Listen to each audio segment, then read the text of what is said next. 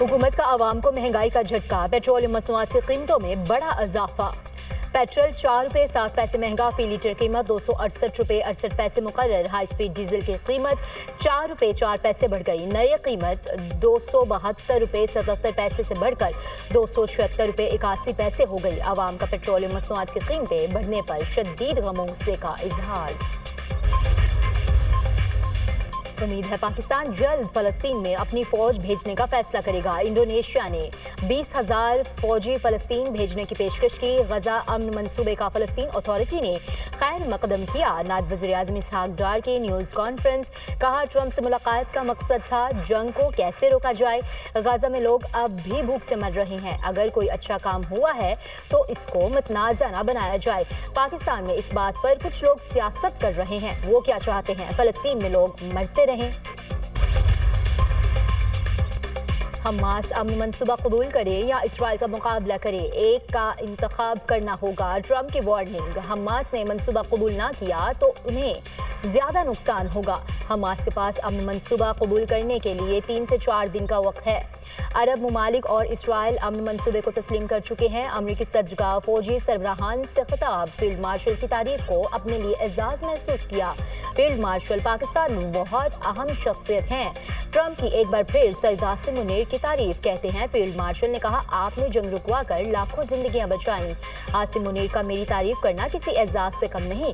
पाकिस्तान और भारत जंगबंदी का भी फिर जिक्र। पाकिस्तान और भारत 2 बड़ी एटमी ताकतें हैं। एटमी कुव्वतों के दरमियान जंगबंदी सबसे बड़ा वाकया था।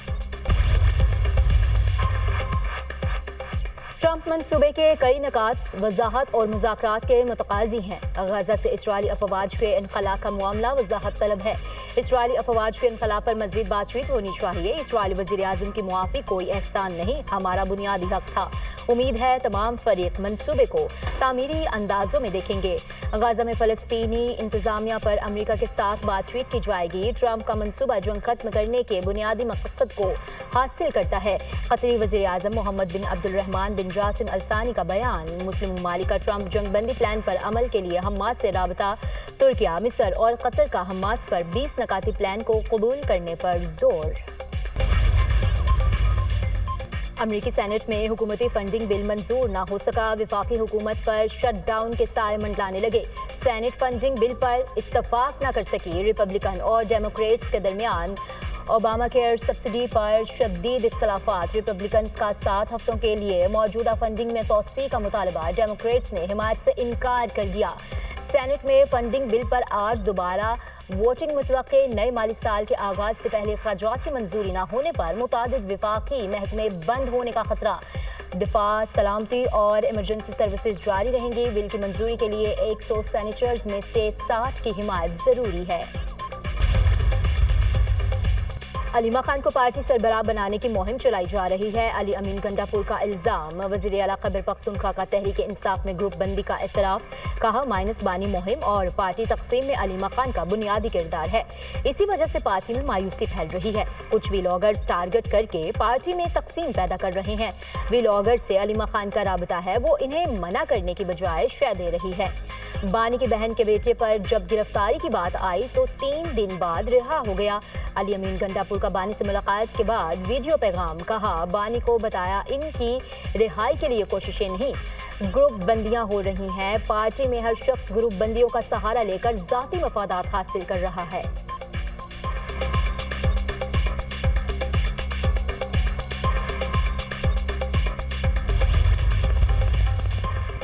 कम उम्र की शादी शरीयत में बातिल नहीं मगर कानून के तहत जुर्म है।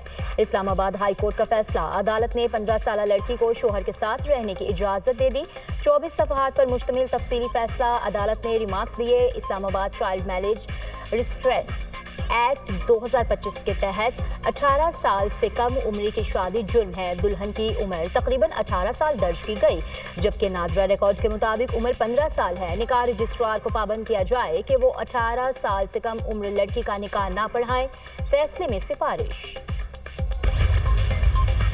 फिलिपाइन में शदीद ज़लज़ले ने तबाही मचा दी। 6.9 शिद्दत के ज़लज़ले से मुतादिद इमारतें ज़मींदोज़, 60 से ज़्यादा अफराद हलाक, सैकड़ों जख्मी। कई मकामात पर रेस्क्यू ऑपरेशन जारी। समंदरी तूफान बायान के मुतासरीन के लिए बनाया गया देहात भी मुतासर। 7 افراد مارے گئے۔ ملبے تلے دبے افراد کو نکالنے کے لیے کوششیں جاری۔ زلزلے سے فلپائنی شہر سیبو میں مس ایشیا پیسیفک بیوٹی فیسٹیول بھی درہم برہم۔ ماڈلز جانے بچانے کو عمارت سے نکلنے کی کوشش کرتے نظر آئے۔ سیکریٹری جنرل اقوام متحدہ کا غزہ جنگ بندی معاہدے کی مکمل پابندی پر زور۔ کہا یہ معاہدہ اہم اور سلامتی کی طرف پہلا قدم ہے۔ غزہ میں اگلے مرحلے کی راہ تلاش کرنا ضروری ہے۔ امداد کی بلا رکاوٹ ترسیل اور یرغمالیوں کی رہائی یقینی بنائے جائے۔ معاہدے کی خلاف ورزی صورتحال کو انسانی آفت بنا دے گی۔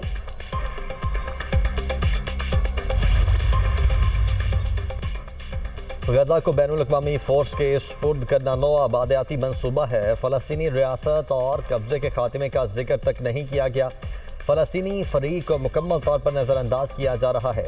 ٹونی بلیئر کا کردار ناقابل قبول ہے۔ فلسطینی رہنما مصطفیٰ برغوثی کی امریکی ٹیلی ویژن سے گفتگو۔ کہا ٹونی بلیئر کی عراق جنگ میں جھوٹی کہانی ابھی بھی یاد ہے۔ امریکی صدر کا مکمل جھکاؤ اسرائیل کی طرف ہے۔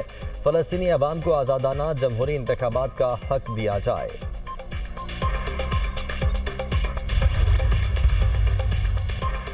ٹرمپ امن منصوبے کے باوجود غزہ میں اسرائیلی قہر جاری۔ صہیونی فوج کے حملوں میں مزید 42 فلسطینی شہید، درجنوں زخمی۔ شہداء میں امداد کی منتظر 5 فلسطینی بھی شامل۔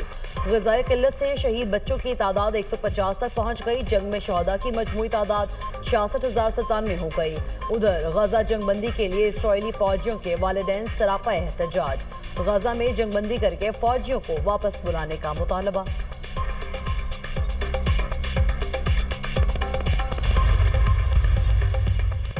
امریکی صدر نے کینسر ریسرچ سے متعلق ایگزیکٹو آرڈر پر دستخط کر دیے۔ ٹرمپ نے وائٹ ہاؤس میں میڈیا سے گفتگو میں کہا کہ امریکہ اے آئی میں چین سے آگے جا چکا۔ مصنوعی ذہانت کو بہتر بنایا جائے گا۔